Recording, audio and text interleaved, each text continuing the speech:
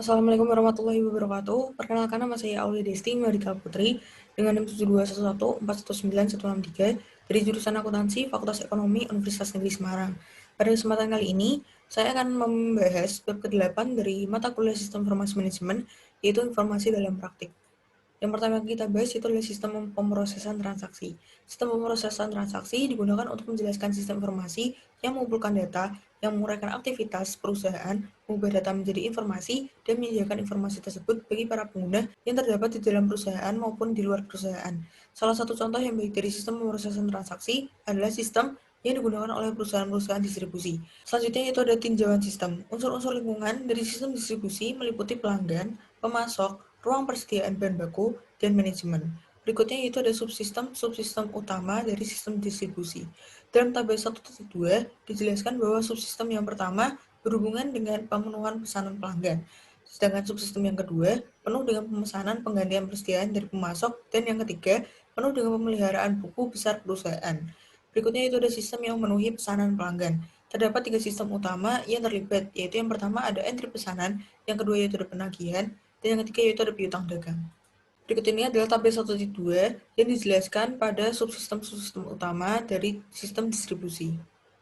Selanjutnya yaitu ada sistem yang memesan persediaan pengganti. Terdapat 3 sistem yang berkaitan dengan pemesanan persediaan pengganti, yaitu yang pertama ada sistem pembelian atau purchasing system, yang kedua yaitu ada sistem penerimaan atau receiving system, dan yang ketiga yaitu ada sistem utang dagang atau accounts payable system. Selanjutnya yaitu ada sistem yang menjalankan proses buku besar. Terdapat proses dalam menjalankan sistem ini, yaitu yang pertama adalah sistem buku besar atau General Ledger System. Dan terdapat pula 2 sistem yang terkait, yaitu yang pertama ada sistem memperbarui buku besar atau Update General Ledger System, dan yang kedua yaitu ada sistem pembuatan laporan manajemen atau Prepare Management Report System. Selanjutnya itu adalah menempatkan sistem pemrosesan transaksi dalam perspektif. Sistem pemrosesan transaksi adalah sistem pemrosesan yang terkomputerisasi.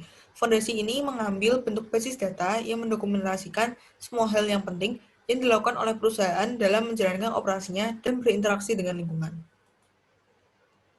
Berikutnya yaitu ada sistem informasi organisasi. Sistem informasi dikembangkan untuk memenuhi kebutuhan akan informasi yang berhubungan dengan bagian-bagian tertentu dari organisasi. Berikut ini adalah komponen-komponen dalam sistem informasi organisasi, yaitu yang pertama ada sistem informasi pemasaran. Sistem informasi pemasaran atau Marketing Information System atau MKIS memberikan informasi yang berhubungan dengan aktivitas pemasaran perusahaan. MKIS terdiri atas kombinasi antara subsistem input dan output yang terhubung oleh basis data. Yang kedua yaitu ada sistem informasi sumber daya manusia. Sistem informasi sumber daya manusia atau Human Resource Information Subsystem atau disingkat dengan HRIA memberikan informasi kepada seluruh manajer perusahaan yang berkaitan dengan sumber daya manusia dan akan menangani aspek-aspek tertentu dari manajemen SDM. Berikutnya yaitu ada sistem informasi manufaktur. Sistem informasi manufaktur atau Manufacturing Information System memberikan informasi kepada seluruh manajer perusahaan yang berkaitan dengan operasi manufaktur perusahaan. Yang keempat yaitu ada sistem informasi keuangan. Sistem informasi keuangan atau Financial Information System memberikan informasi kepada seluruh manajer perusahaan yang berkaitan dengan aktivitas keuangan perusahaan. Berikutnya yang terakhir ada sistem informasi eksekutif.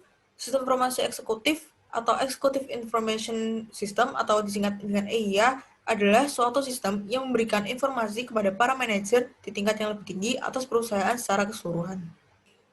Berikutnya yaitu adalah manajemen hubungan pelanggan. Manajemen hubungan pelanggan atau Customer Relationship Manager atau singkat dengan CRM adalah manajemen hubungan antara perusahaan dengan pelanggan sehingga baik perusahaan maupun pelanggan akan menerima nilai maksimum dalam hubungan ini. Strategi ini menyadari bahwa membina hubungan jangka panjang dengan pelanggan adalah suatu strategi yang bagus, karena mempertahankan pelanggan yang sudah ada biasanya akan lebih mudah daripada mendapatkan pelanggan yang baru. Berikutnya itu ada data warehousing. Data warehousing merupakan pembuatan sebuah data warehousing atau data mart yang dilakukan oleh suatu sistem. Data warehouse atau gudang data diberikan untuk menjelaskan penyimpanan data yang memiliki karakteristik. Yang pertama ada kapasitas penyimpanan yang sangat besar, yang kedua yaitu ada data diakumulasi dengan menambahkan catatan-catatan baru, yang ketiga yaitu ada data dapat diambil dengan mudah, yang keempat yaitu ada data dapat sepenuhnya digunakan untuk pengambilan keputusan dan tidak digunakan dalam operasi perusahaan sehari.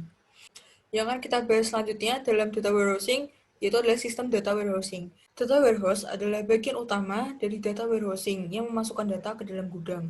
Data dikumpulkan dari sumber-sumber data dan dikirimkan ke area pengumpulan sebelum dimasukkan ke dalam tempat penyimpanan data warehouse.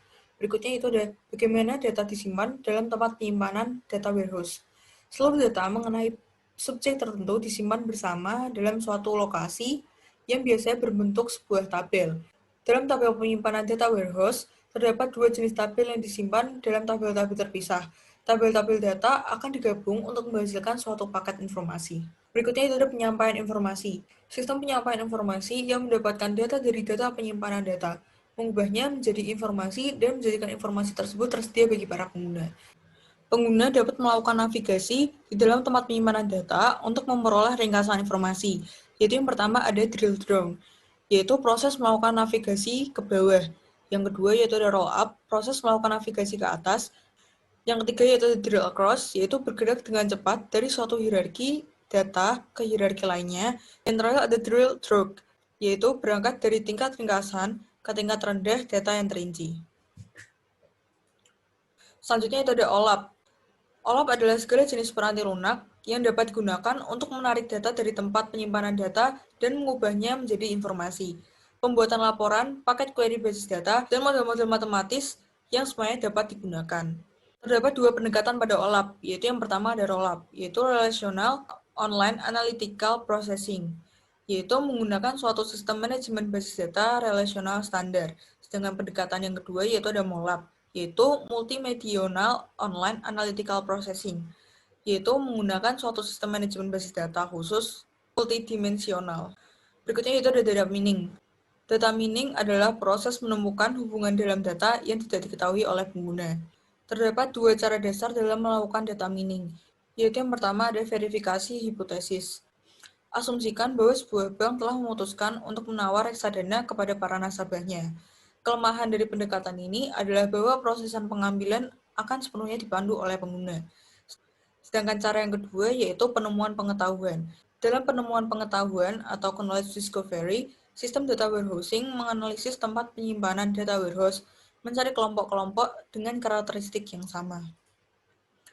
Dan yang terakhir ada menempatkan data warehousing dalam perspektif.